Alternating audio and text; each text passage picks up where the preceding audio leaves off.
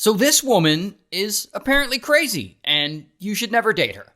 Now, the woman's name is Jodi, and Jodi's around 25 when this story starts, and she's living in California. And Jodi appears to really want a boyfriend. Like, she just wants someone to love. And one day in 2006, she finally gets that opportunity because she goes to a work conference in Las Vegas. And there she meets this guy, Travis. And Jodi thinks Travis is fine, and Travis thinks she is fine. Now, she's actually dating someone else during this time, but she doesn't seem to care. She now likes Travis, and they hit it off instantly, and they hang out the entire conference. Now, unfortunately, the two of them live in different states. She lives in California, while he lives in Arizona. But that doesn't stop them. She immediately dumps the guy that she's dating to focus all her energy on Travis. Not only that, but Travis is actually a Mormon, and his long-term relationship goal is to marry another Mormon. Well, that's not gonna stop Jodi. She straight up converts, like right away. She's just like, well, I'm a Mormon now. Here's actually a picture of her getting baptized into the church. I believe Travis is actually the one who baptizes her. And so from here, Travis and Jodi officially start dating in a long-distance relationship. And everything's going well. They're having fun, they're calling each other all the time, they're traveling together, they're doing, all sorts of coupley things. Not only that, but their physical relationship is apparently very spicy. Now, he is a practicing Mormon, so he feels like it is sinful to be smashing before marriage, but I guess that doesn't stop them. They hook up as often as they can, and they talk dirty on the phone and through text, and sometimes they even hook up in the car. Like, damn, wait till you get home. Anyway, you get the point. They get physical, and this apparently causes Travis to feel a lot of guilt, but whatever, he still does it. Now, Travis has a set of friends who try and look out for him. These friends are convinced that Jodi is not good for him, and also that she's a little nuts. And to be fair, they're not exactly wrong.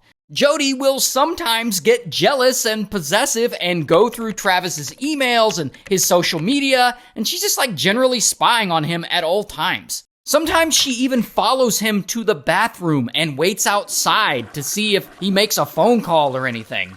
But I guess it doesn't bother Travis enough to push him away. Because, he even buys her a shirt and a shorts set with his name on it for Valentine's Day. You see, it says Travis Alexander's. And so I guess it's that kind of relationship. But anyway, then, around 2007, things start to change. So these two have only been dating for 4 or 5 months at this point. And one day, Jodi is snooping through Travis's phone, like she often does, and she sees that he's been texting with other women. Now, she already knows that he's a flirtatious guy, but this time, I guess he crossed the line and they end up breaking up. Now, you would think that this would be the end of it, but no.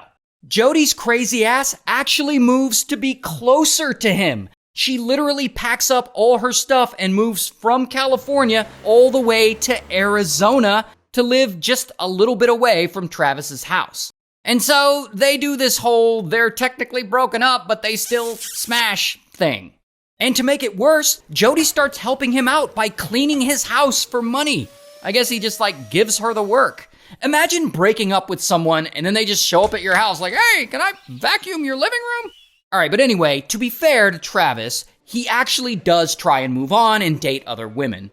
However, strange things keep happening in his life. Like his tires get slashed and his social media gets hacked, his journals go missing, which is probably the result of Jodi acting crazy. And one time she wants to get into his house, but she doesn't have access, so she just straight up crawls in through the doggy door like a freaking psychopath.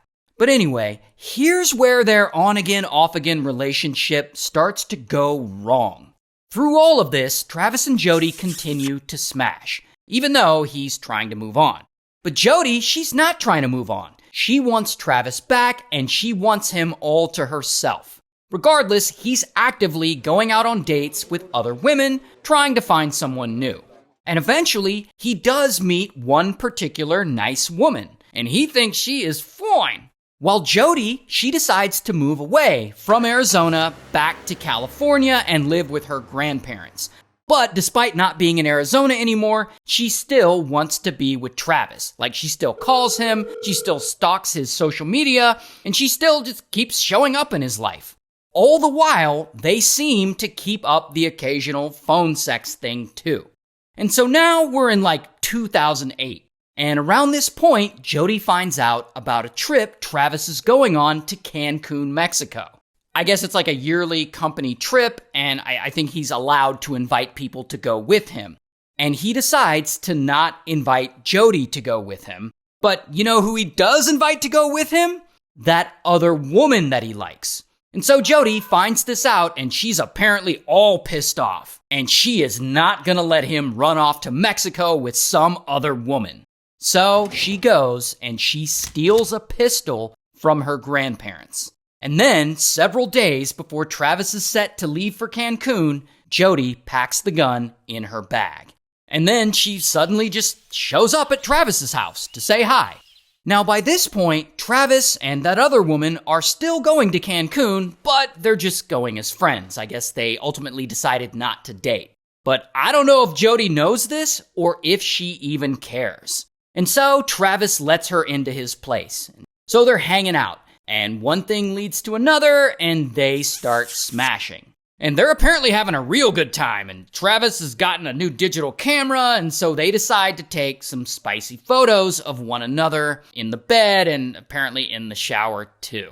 Now, it's at this point that Jodi decides that it's time to make sure that no other woman can have Travis, and that she needs to unalive him. And so she gets a knife that I guess she had hidden somewhere. And boom, she starts stabbing him over and over and over again. She actually stabs him 27 times. Then, to make sure the job is finished, she cuts his throat. Then, I guess to really make sure the job is finished, she shoots him in the head. Now, here's the really wild part. Remember that digital camera that he had? Now, I don't know if she took the pictures on purpose or by accident, but a picture is taken of Travis while he's dying on the bathroom floor. And obviously, I can't show you the picture, it's awful, but it exists. Then, once Travis is unalived, Jodi drags his body to the shower to wash it? I guess she's trying to clean up his body and maybe stage the crime scene. I'm not sure what her full plan is. But afterwards, she tries to mess up the digital camera, and she throws it in the washing machine along with all the bed sheets. Then she just leaves the place, like nothing happened, like she didn't just murder the guy she's in love with. Anyway, so eventually police investigate all this, and immediately Travis's friends bring up the fact that he has this nutty ex-girlfriend, Jodi. So of course, they search Travis's place, and along with other evidence, they find the digital camera with all those spicy pics on them. And these pictures are time-stamped, placing her at the scene of the crime. And so, bam, they arrest Jodi. Here's her mugshot. And ultimately, she goes to trial, and she's found guilty, and she's sentenced to life in prison.